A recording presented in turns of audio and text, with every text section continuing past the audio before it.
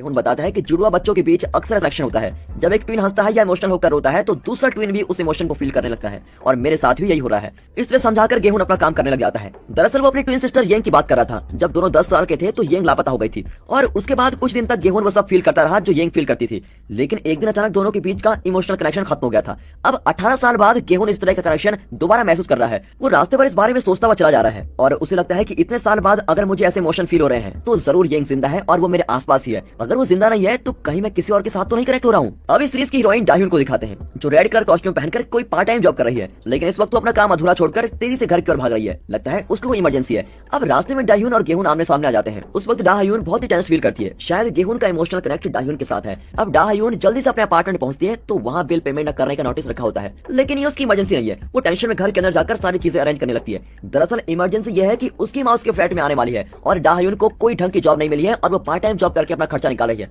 लेकिन उसकी माँ ये सब नहीं जानती। उसकी माँ सोचती है कि उसको बहुत ही अच्छी जॉब मिली हुई है। तब उसकी माँ जाती है और पूछती है कि क्या आज ऑफिस नहीं गई। सच पता चला तो डांट पड़ेगी। ये सोचकर डाह्यून कहती है कि माँ मैं तो वर्क फ्रॉम होम कर रही हूँ। अब उसकी माँ को भी जरा भी शक नहीं होता और तब जाकर डाह्यून चैन की सांस लेती है। तब होटल में काम करते हुए गेहून को भी टेंशन फील हो रही होती है और फिर अचानक वो भी चैन की सांस लेता है। वो कंफ्यूज होता है कि मुझे उस इंसान का पता लगाना होगा जिसकी इमोशन को मैं फील कर रहा हूँ। अगली सुबह एक बिल्डिंग में कुकिंग इवेंट चल रहा होता है। गेहून वहाँ शेफ होता है और डाह्यून पास के एक रेस्टोरेंट में पार्ट टाइम जॉब करती है। उसकी मैनेजर उसको डांटती है कि पढ़ी लिखी समझकर मैंने तुम्हें जॉब दी थी, लेकिन पिछले इवेंट में तुम बीच में कहीं चली गई थी और ये लास्ट वार्निंग है। आइंदा काम पूरा किए बिना कहीं गई तो नौकरी से निकाल दूंगी। ये कहकर वो चली जाती है। डाह्यून को बहुत ही बुरा लगता है और वो अकेली बैठकर अपनी किस्मत को कोस रही होती है कि यार क्या करूं। वहाँ गेहून उसका दुख फील करता है और इस वजह से वो अपना काम ठीक से कर नहीं पाता। फिर किसी तरह अपनी ड्यूटी पूरी करके वो अपना खाना लेकर बिल्डिंग के रूफ टॉप पर जाता है। डाह्यून भी वहीं पर होती है और उसको देखकर गेहून वहाँ से जाने लगता है। डाह्यून कहती है कि तुम्हारे यहाँ बैठने से मुझको कोई एतराज नहीं है। अब गेहून वहीं बैठ जाता है और अजीब सी उदासी फील कर रहा होता है। इस तरह उसके साथ कई बार हो चुका है। फिर वो अपना खाना खाने लगता है कि डाह्यून उसको घूरने लगती है। अब गेहून कहता है कि अगर तुम्हें ये खाना पसंद है तो तुम भी ले लो। वो सोचता है कि शक्ल और सूरत से तो ये डिसेंट फैमिली की लगती है, इसलिए ये लड़की मना जरूर करेगी, लेकिन डाह्यून तुरंत उसको उठाकर खा लेती है। अब गेहून को भी शक होता है कि कहीं ये वो तो नहीं जिसकी परेशानी मुझे परेशान की जा रही है। फिर वो उसका नाम, उम्र, बचपन में वो कहाँ रहती थी, इस तरह की पर्सनल डिटेल्स पूछने लगता है। फिर वो पूछता है कि क्या तुम रॉक पेपर सीजर गेम जानती हो, और उसके सवाल सुनकर डाह्यून चिढ़ जाती है और वहाँ से चली जाती है। अब रेस्टोरेंट में डाह्यून का कलीग ली आता है और उससे गेहून के बारे में पूछता है। डाह्यून कहती है कि मैं उसको नहीं जानती। फिर डाह्यून अपना काम करके घर जाने वाली होती है। तब उसके लिए किसी ने 2 गिफ्ट्स रखे होते हैं। एक बॉक्स में केक होता है और दूसरे में एक स्कार्फ। तब उसकी कलीग बताती है कि यहाँ के फेमस शेफ गेहून ने ये गिफ्ट तुम्हारे लिए दिए हैं। वो तुरंत गेहून के पास जाकर पूछती है कि इसका क्या मतलब है। वो बताता है कि जिस तेजी से तुम मेरा बनाया हुआ खाना खा रही थी, मुझे लगा तुम मेरे केक्स भी जरूर पसंद करोगी, इसलिए मैंने केक्स भेज दिए, लेकिन ये स्कार्फ मैंने नहीं भेजा। पर डाह्यून को शक होता है कि वो झूठ बोल रहा है। वो उसके मुंह पर कह देती है कि मुझे तो तभी तुम्हारी असलियत का पता चल गया था जब तुमने मेरी पर्सनल डिटेल्स मांगी थी, इनडिसेंट फेलो। और इस तरह डांटकर वो चली जाती है। अब रास्ते पर डाह्यून को लगता है कि कोई उसको फॉलो कर रहा है। वो घबराकर भागने लग जाती है। तभी पीछे से ली कहता है कि तुम इतना क्यों डर रही हो। अब डाह्यून उसको डांटती है कि गधे कहीं की, डरा दिया ना मुझको, फिर कभी ऐसा मत करना। और ये कहकर वो चली जाती है। ली डाह्यून के एरिया में ही रहता है, लेकिन उसका चाल चलन कुछ अजीब सा है। अब अगली सुबह डाह्यून के घर एक पार्सल आता है। उसके अंदर शूज होते हैं। ये जरूर शेफ गेहून का ही काम होगा। ये सोचकर डाह्यून बहुत ही टेंशन होती है। इतना ही नहीं, उसके ऑफिस में, घर के मेल बॉक्स में हर जगह पार्सल आने लगते हैं। अब डाह्यून बहुत इरिटेट हो जाती है और सारे गिफ्ट कचरे के डिब्बे में फेंक देती है। वो सोचती है कि एक बार इस आदमी से बात क्या कर ली मैंने, परेशान किया जा रहा है। अब वो गेहून के बारे में सर्च करती है तो पता चलता है कि वो बहुत ही फेमस शेफ है, लेकिन वो अचानक अजीब बिहेव करने लगता है। कभी हंसता है, कभी बहुत इमोशनल होकर रोने लगता है और कभी पता नहीं क्या करता है। वो ऐसा क्यों करता है ये कोई नहीं जानता। गेहून खुद भी नहीं जानता कि उसके साथ ये सब क्यों हो रहा है। अब ये सब जानकर डाह्यून को लगता है कि शायद ये आदमी पागल है, तभी वो मुझसे अजीब से सवाल कर रहा था। यहाँ गेहून अपनी बहन येंग की बचपन की फोटो को किसी ऐप में फीड करता है और पता लगाने की कोशिश करता है कि वो अब कैसी दिखती होगी। तब उसका बेस्ट फ्रेंड कहता है कि तुम्हारी प्रॉब्लम्स तो दिन बर दिन बढ़ती जा रही है। अगर काम के वक्त तुम इसी तरह बेवजह हंसते रोते रहे तो जल्द ही हमारी नौकरी चली जाएगी। तुम मेरी बात मानो, हम दोनों मिलकर अपना एक रेस्टोरेंट खोलेंगे और उसमें बहुत मेहनत करके काम करेंगे, फिर हमें किसी की नौकर बनने की जरूरत भी नहीं पड़ेगी। गेहून को भी ये आइडिया अच्छा लगता है। वो अपनी मनपसंद एरिया में रेस्टोरेंट के लिए जगह फिक्स कर देता है और ये वही एरिया है जहाँ बचपन में वो अपनी बहन के साथ रहता था। अब उस एरिया के पुलिस स्टेशन को दिखाते हैं। यहाँ जे नाम का एक नया पुलिस ऑफिसर आया है और उसकी एक्स गर्लफ्रेंड मिंजो भी यही काम करती है और वो जे की सीनियर ऑफिसर है। 3 साल पहले इनका ब्रेकअप हो गया था।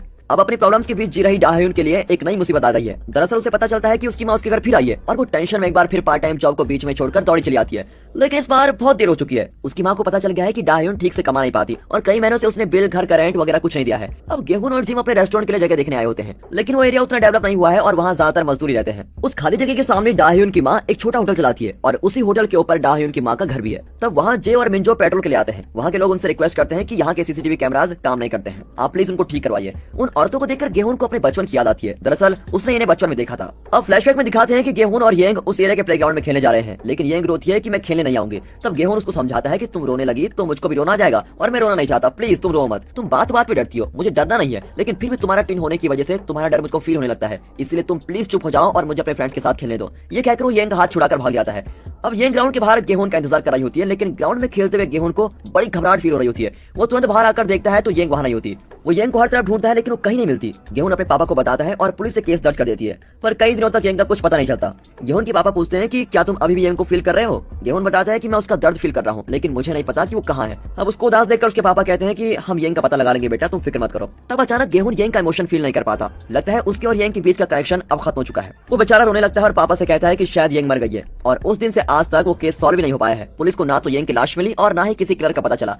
अब दिखाते हैं कि डा ह्यून अपने घर के बाहर आती है और गेहूं से टकरा जाती है। वो फिर गेहूं पर चिल्लाती है कि तुम फेमस शेफ हो तो क्या हुआ, मुझे फॉलो करके मेरे घर तक कैसे आ गए? गेहूं समझाता है कि मैं यहाँ एक रेस्टोरेंट खोलने आया हूँ, मुझे नहीं पता कि आपका घर यहाँ पर है। ओह, तुम बहुत अच्छी एक्टिंग कर लेते हो। पहले दिन जिस तरीके से तुमने बात की मैं तो समझ गई कि तुम एक गलत आदमी हो। इस तरह उसके ऊपर इल्जाम लगाकर डा ह्यून चली जाती है। उस एरिया के लोग गेहूं को घूरने लगते हैं। अरे ये लड़की मुझे कुछ बोलने ही नहीं देती, बेवजह सबके सामने मुझको इंसल्ट करके चली गई। ये सोचकर गेहूं दुखी बहुत ही होता है। अगले दिन डा ह्यून अपने पार्ट टाइम जॉब कर रही होती है। तब उसकी मैनेजर पूछती है कि क्या तुम्हारा और ली के बीच कुछ चल रहा है? डा ह्यून ना में जवाब देती है, लेकिन ली तो ये सब कहता फिरता है कि तुम दोनों डेटिंग कर रहे हो। अब इससे पहले कि कुछ गलत हो जाए तुम ली से सीधे जाकर बात कर लो। फिर शिफ्ट खत्म होकर डा ह्यून ली से पूछती है तो पता चलता है कि ली ने वाकई सबसे यही कह रखा है। वो ये भी बताता है कि वो सारे गिफ्ट्स मैंने ही भेजे थे। अब डा ह्यून को बहुत ही बुरा लगता है कि उसने बेवजह गेहूं पर शक किया और उसे बुरा भला कहा। वो ली को वार्न करती है कि आइंदा मुझे डिस्टर्ब मत करना, बता दिया। लेकिन ली उससे बात करने की कोशिश करता रहता है। फिर डा ह्यून परेशान होकर उसको धक्का देती है और वहां से चली जाती है। अब अगले दिन सुबह गेहूं को देखकर डा ह्यून अपने किए पर बहुत ही पछताती है।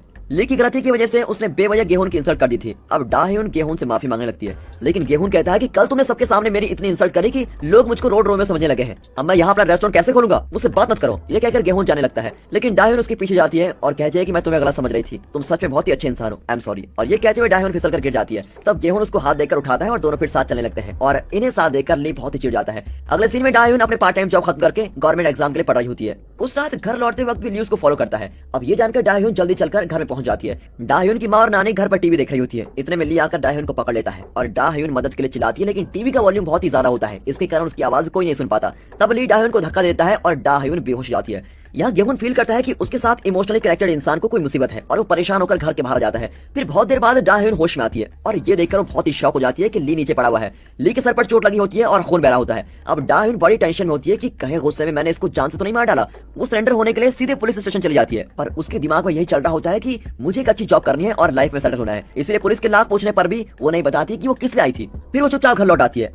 उसकी माँ और नानी ली की लाश के पास ही बैठी होती हैं। फिर डा ह्यून उन्हें बता देती है कि इसने मेरी गर्दन पकड़ ली थी और शायद मैंने इसे मार गिराया था। मुझे कुछ याद नहीं है कि मैंने क्या किया, मैं पुलिस में सरेंडर होने के लिए जा रही हूँ। लेकिन उसकी माँ उसको मना कर देती है और कहती है कि यहाँ जो भी हुआ वो हमारे अलावा और कोई नहीं जानता, इसलिए तुम बस अपना मुंह बंद रखो। ये कहकर डा ह्यून की नानी और माँ मिलकर उस लाश को पैक करती है और उसको एक बड़े फ्रिज में रख देती है। फिर वो खून के सारे निशान को मिटा देती है और उसकी माँ कहती है कि मैं अभी जाकर एक ट्रक लेकर आती हूँ, फिर हम इस लाश को कहीं डिस्पोज कर देंगे। डा ह्यून शॉक हो जाती है कि यहाँ ये खून हुआ है और ये दोनों औरतें इतना कैजुअली कैसे बिहेव कर रही है, क्या इन दोनों ने पहले भी ऐसे कांड किए हुए हैं? ये सोचकर डा ह्यून का सर चकराने लगता है। अब यहाँ गेहूं और जिम अपने रेस्टोरेंट के लिए बहुत सारा सामान खरीद लेते हैं। अपना सामान अंदर रखवाकर वे सड़क पर कैजुअली चल रहे होते हैं। तब कुछ दूर पर वे उस फ्रिज को देखते हैं और सोचते हैं कि शायद वर्कर्स ये आइटम अंदर रखना भूल गए थे।